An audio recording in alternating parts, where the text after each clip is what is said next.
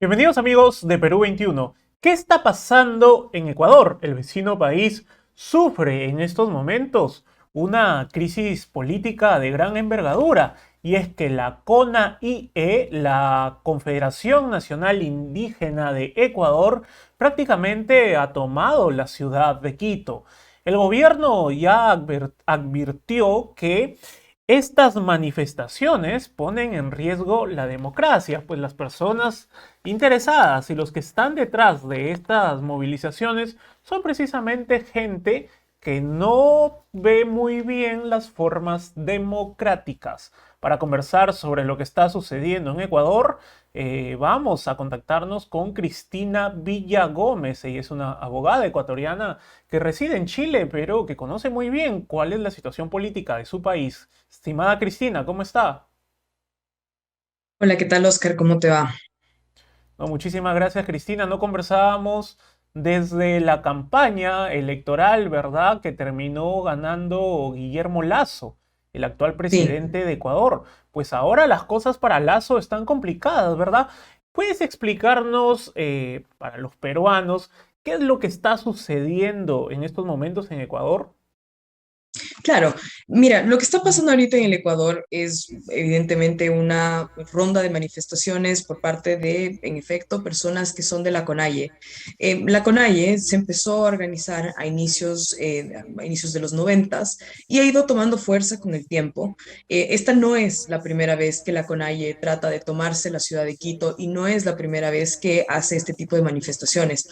Este tipo de manifestaciones tienen una particularidad y es que no empiezan y terminan en una ciudad, sino que empiezan en un punto del país y van recorriendo todo el país hasta llegar a otra ciudad, en este caso, la ciudad de Quito. Esa es la razón por la cual estas manifestaciones han dejado destrozos en todo el país. La ciudad de Quito ha venido recibiendo manifestantes que hasta este minuto son alrededor de 5.000, pero todo el país se ha visto altamente perjudicado por estas manifestaciones. Manifestaciones que, por ejemplo, han generado hasta el momento 100 millones de dólares de pérdidas solamente para exportadores de alimentos, Ujú. precisamente por los cortes de tránsito que existen, las tomas de vías y el vandalismo derivado de estas manifestaciones. Ujú. Cristina, llega el nombre de Leonidas Issa como el principal, como el dirigente que está encabezando estas marchas. ¿Quién es Leonidas Issa? Bueno, Leonidas Issa es una persona que representa a un grupo de precisamente personas que son indígenas ecuatorianos. Es una persona que ha tenido muy malas relaciones con la democracia. Recordemos que en octubre del 2019 ya hubo un asedio a la ciudad de Quito, también protagonizado por Leonidas Issa. Se tomaron una parte muy neurálgica de la ciudad, que es la Casa de la Cultura, y en esa Casa de la Cultura empezaron, por ejemplo, a secuestrar a policías. El fin de ese asedio, de ese primer asedio en el 2019, fue básicamente derrocar al gobierno de turno. ¿Ya? Lograron entrar a la Contraloría, quemar un montón de papeles de investigaciones en contra de, por ejemplo, Rafael Correa, coincidencialmente. Eso fue bastante, una buena coincidencia, por decirlo así. Ujú. Pero Leonidas Issa es una persona en estos minutos que que está tratando de medir fuerzas con el gobierno de Guillermo Lasso. Y lo está haciendo, pues, como lo suele hacer siempre, con violencia, porque hay muchos reclamos por parte de los grupos indígenas que han llegado a la ciudad de Quito que tienen relativo sentido. Evidentemente, Ecuador es un país dolarizado, estamos viéndonos afectados Ujú. por el proceso inflacionario en el cual está el mundo entero. Hay un problema con el precio de los combustibles, en efecto, hay otro problema con el precio de los fertilizantes, pero somos un país democrático.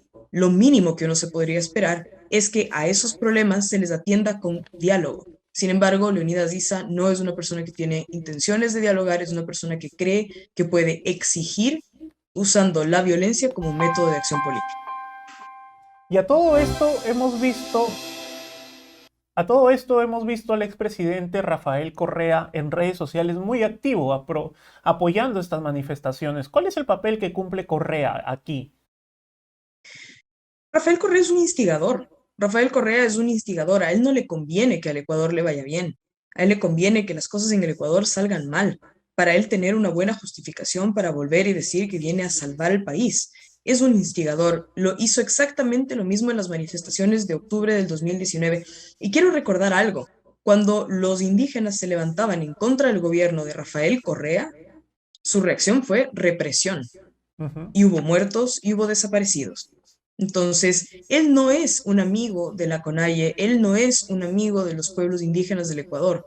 Muy por el contrario, los pueblos indígenas del Ecuador tuvieron una relación muy precaria con el gobierno de Rafael Correa. Y eso te deja en evidencia que Rafael Correa juega un rol de instigador. Eso es lo que él quiere hacer. Y por supuesto, Leonidas Issa, mientras le estén haciendo barras y le estén instigando para que en efecto siga rompiendo el Estado de Derecho en el Ecuador, va a estar feliz. Claro, por lo que me dices, yo veo que Leonidas Issa, al igual que Rafael Correa, bueno, Rafael Correa sí, lo hemos visto, ¿no? Él está instigando la violencia, aprovecha esta oportunidad para desestabilizar aún más el gobierno, pero lo Sí. que los reportes que llegan de amigos ecuatorianos, periodistas ecuatorianos, es que Leonidas Issa no es una persona precisamente que le guste el diálogo, ¿no? Más que es chantajista. Y lo que acusa Ecuador en estos momentos dice que puede existir un golpe. ¿Cómo analizas tú la reacción del gobierno de Lazo? ¿Cómo es que él está tomando y afrontando esta crisis? Bueno, yo creo que, a ver, la reacción del gobierno de Guillermo Lasso ha tenido diferentes etapas. Tal vez la primera fue el decretar estado de excepción en varias provincias del país para tratar de salvaguardar los derechos del resto de los ciudadanos, por ejemplo, libertad de tránsito, libertad de circulación, propiedad Ujú. privada, entre otras cosas. Ese fue el primero. Y en el minuto en el que él empezó a ver que estas manifestaciones empezaron a escalar, emitió otro decreto, un decreto de crédito, bueno, microcrédito para microempresarios y para microagricultores, ¿ya? Que es un crédito bastante interesante. Adicionalmente a eso, logró emitir una bonificación especial para la educación intercultural, lo cual también es interesante. Subió un bono de desarrollo social a $55.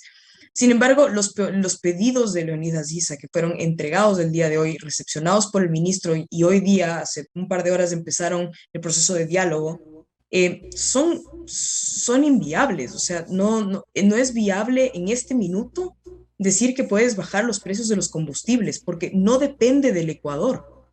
Nosotros no estamos solos en el mundo, estamos inmersos en una crisis Ujú. global. Lo que está pasando en Rusia y en Ucrania tiene un impacto sobre la inflación nacional, sobre los precios de los combustibles, varios alimentos, fertilizantes. Entonces, lo que le están exigiendo al gobierno del Ecuador, usando la fuerza, evidentemente la violencia, es absolutamente inviable.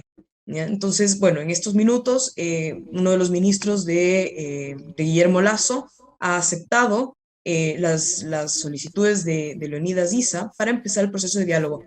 Guillermo Lasso fue muy claro desde un inicio. Él quería dialogar.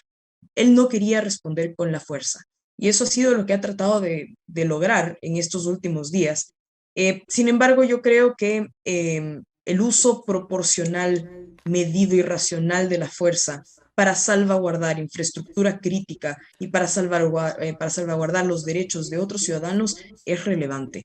Porque, como te digo, estas manifestaciones pasan por diferentes puntos en el país y Ujú. actualmente ya nos encontramos con que, por ejemplo, se han tomado varios centros estratégicos, centros, por ejemplo, donde se hace tratamiento de crudo, de gas, entre otras cosas. Eso es supremamente grave y eso es algo que no se puede permitir.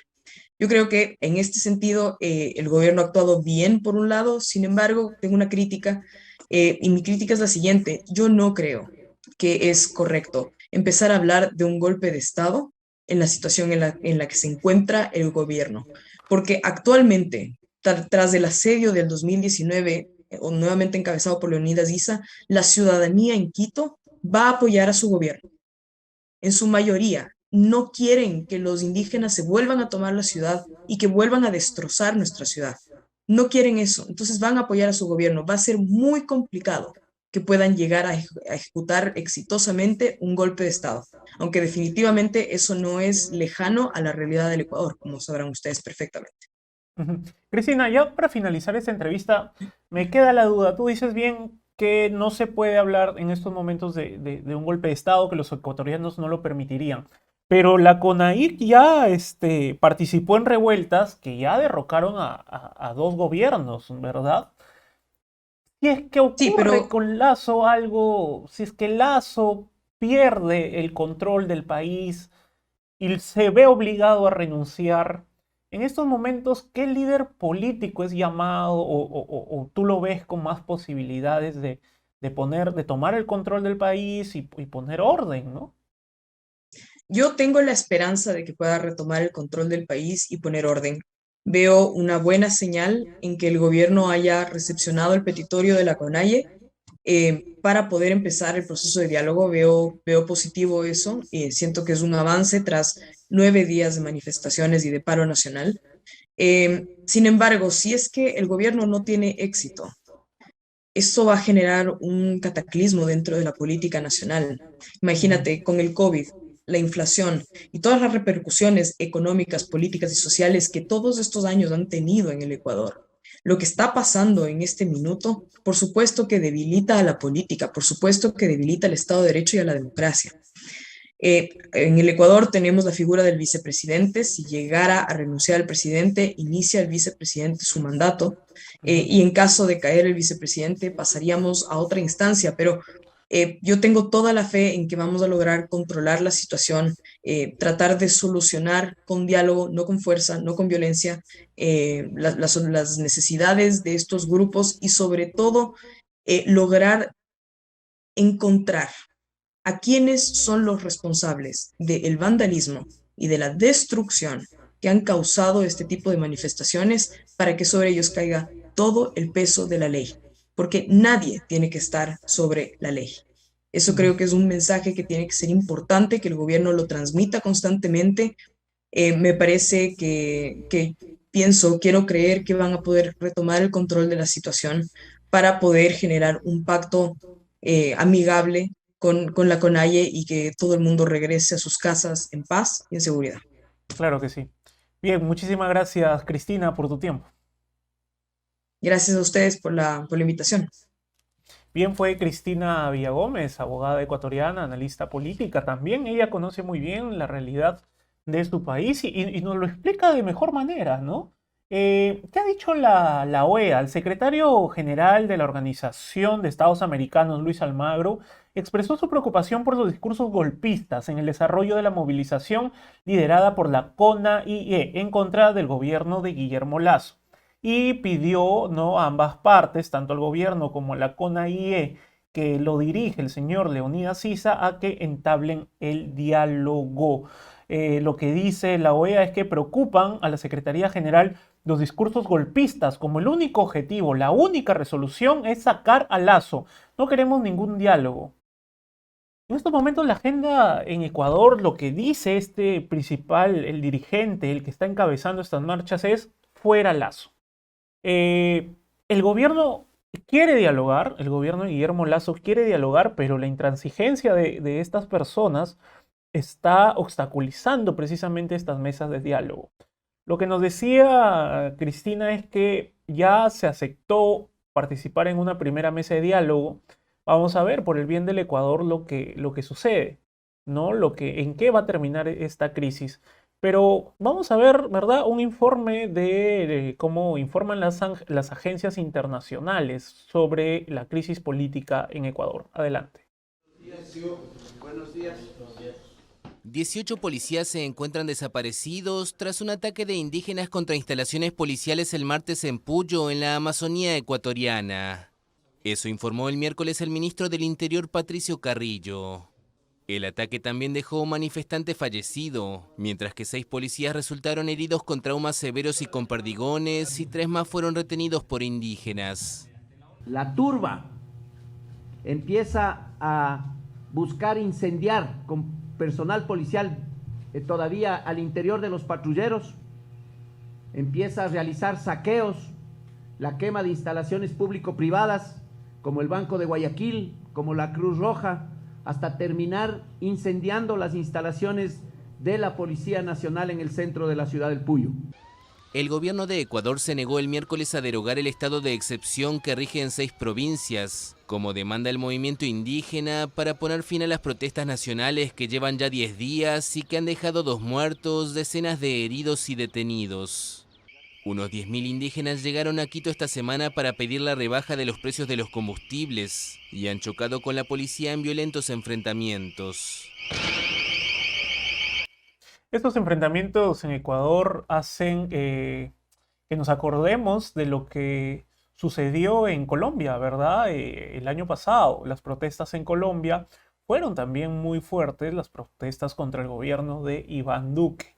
Allí en su momento se acusó de infiltración del gobierno de Nicolás Maduro, algunos actores venezolanos, ¿verdad? Que estaban impulsando la violencia. En Ecuador también hay en estos momentos ese tipo de acusaciones. Ya la policía está investigando quiénes son los que realmente están detrás de los hechos violentos, ¿no? Ya se contaba en el informe que se incendió una comisaría y hay 12 policías desaparecidos. Entonces, nosotros vamos a estar muy atentos de lo que sucede en Ecuador, no solo en nuestra página web, sino también en la edición impresa de Perú 21. Visite la edición impresa compre la edición impresa de Perú 21 estos días y visite nuestra página web www.peru21.pe, porque allí estaremos informando sobre todo lo que viene ocurriendo en Ecuador. Pues bien, nosotros nos conectaremos en cualquier momento. Mi nombre es Oscar Quispe, permiso.